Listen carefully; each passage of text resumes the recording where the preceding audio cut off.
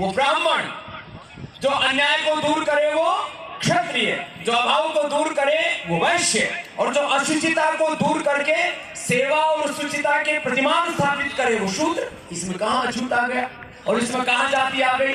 और हम सभी 4 in 1 है। हमारे सिर ब्राह्मण है, ये क्षत्रिय है, ये वैश्य है, ये सारे शरीर को ढोते हैं, ये पैर हमारे और सबको ताकत देते हैं, ये शूद्र। देखिए, और शुरुआत मैंने योगी जी से की थी, तो इसीलिए मैं एक बार फिर यहाँ पर तुलना करूंगी। योगी जी जब मुख्यमंत्री बने तो सबको ये संशय था कि भगवाधारी एक कैसा काम करेगा, इतने बड़े प्रदेश को कैसे संभालेगा। मैंने प्रशासनिक तौर पर भी, राजनीतिक तौर पर, आर्थिक तौर पर, और जो सामाजिक ताना बाना है देश का, उसमें बहुत विविधतापूर्ण है। आपको उसमें सामंजस्य बना के ये संशय होता था कि एक भगवाधारी बिजनेस कैसे संभालेगा, और लोग सवाल भी पूछते रहे हैं, अभी भी पूछते हैं आपसे, क्या एक संत इन बिजनेस होना चाहिए कि नहीं होना चाहिए? कभी हुआ है? सन्यासी पुरुषार्थ करके अर्थ को परमार्थ में समायोजित करता हुआ बहुत बड़ा आर्थिक साम्राज्य देश के लिए खड़ा कर सकता है, उसका हमने कीर्तिमान बनाया। और अब जब मैंने एक दिन अभी बयान दे दिया ऐसी, मैंने बहुत सहजता से बोला, मैंने कहा स्वामी रामदेव का time Tata, Birla, Adani, Elon Musk, Warren Buffett और जुकरबर्ग और क्या है वो बिल गेट्स, उससे भी ज्यादा महत्वपूर्ण है। वो अपने लिए जीते हैं, सन्यासी सबके लिए जीते। इसलिए सन्यासी का समय, शक्ति, ऊर्जा, ज्ञान वो सबके कल्याण के लिए होता है। एलन मस्क ने बताओ क्या किया? उसने कहा कि मैं ऐसी कार बना दूंगा, ऐसी कहाँ आसमान में तुम्हारे लिए जगह आरक्षित कर दूंगा। वो टेक्नोलॉजी की बात करता है। स्वामी रामदेव ने लोगों का लीवर फेल होने से बचा लिया। कभी आप लिखते हैं? अरे मैं बहुत छोटा सुनाइए।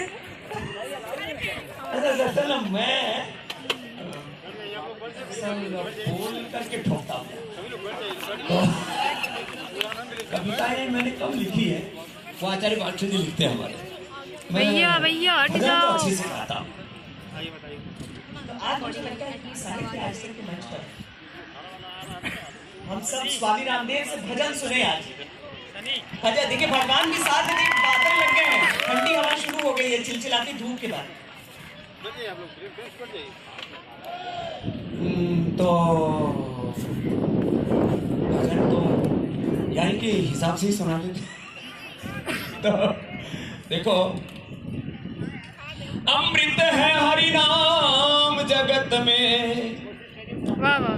अमृत है हरि नाम जगत में, इसे छोड़ विषय विष पीना क्या, हरि नाम नहीं तो जीना क्या, हरि नाम नहीं तो जीना क्या।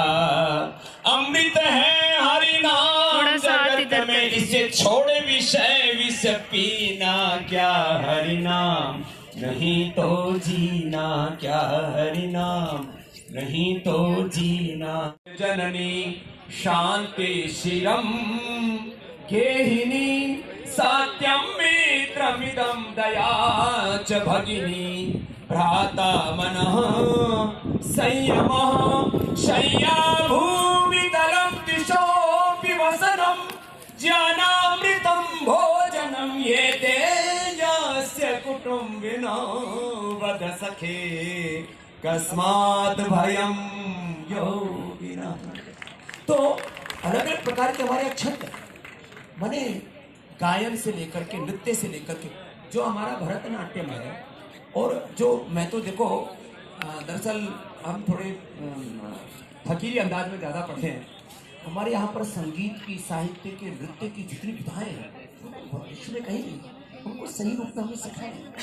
हम भारतीय शिक्षा बोर्ड के माध्यम से, पतंजलि विश्वविद्यालय के माध्यम से आपको लगभग आने वाले 3 से 5 वर्षों में विश्व का श्रेष्ठतम संगीत, नृत्य, गायन सब आपको हम प्रस्तुत करेंगे, आज तक के मुझ से दिखाएंगे। अवश्य, वो सौंदर्य है अपनी सचमुच में है। इसीलिए देखिए ना कि आज अगर दक्षिण भारत से नाटू नाटू संगीत निकल कर जाता है, विश्व में डंका बजा कर आ जाता है। ऐसा नहीं है कि आपको जो टॉप 10 चार्ट बस्टर्स हर जगह के, वहां पर भारतीय संगीत गूंज रहा है। और इसीलिए हमने कहा कि केवल हिंदी की बात नहीं, हम आपकी अपनी भाषा की बात कर रहे हैं। सनातन धर्म माने योग धर्म, अध्यात्म धर्म, मानव धर्म, यही नैतिकता है। यही आने वाले समय में इस दुनिया को बचाएगी और आप और हम उस दुनिया को भी देखेंगे जहां सब तरफ प्रेम होगा, सद्भावना होगी। बहुत बहुत धन्यवाद। बहुत धन्यवाद।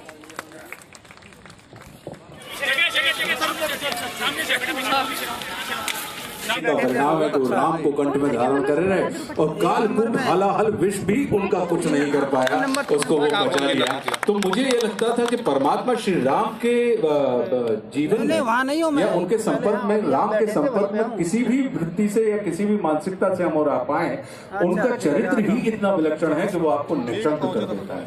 तो फिर ऐसा कैसे हो सकता है? हमसे ये कहा जाता है कि अगर ईश्वर के संपर्क में कोई अरूपवान या कुरूप व्यक्ति आ जाए तो परमात्मा का संपर्क उसको रूपवान बना देता है। हमसे ये कहा जाता है कि अगर उनके संपर्क में कोई गूंगा व्यक्ति आ जाए तो मूक होए वाचाल पंगु चढ़े गिरवर गहन, ये कहा जाता है कि अगर ईश्वर की कृपा हो जाए। तो फिर ऐसा कैसे हो सकता है कि एक शूर्पणखा पंचवटी में परमात्मा श्री राम के संपर्क में आती है, और वो भी किस लिए? वो इसलिए कि वो अपनी वासना को परमात्मा के सामने प्रत्यक्ष करती है। जबकि हमसे ये कहा जाता है कि यदि ईश्वर के सामने हम अपनी वासना को रख दें तो वो उपासना में रूपांतरित हो जाती है।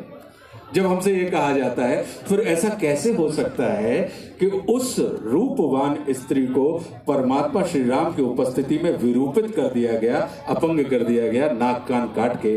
तो मेरे मन में ये विचार आता था कि कहीं ऐसा तो नहीं कि पूज्य वाल्मीकि जी कुछ और कहना चाहते थे और हमने उसको कुछ और समझ लिया।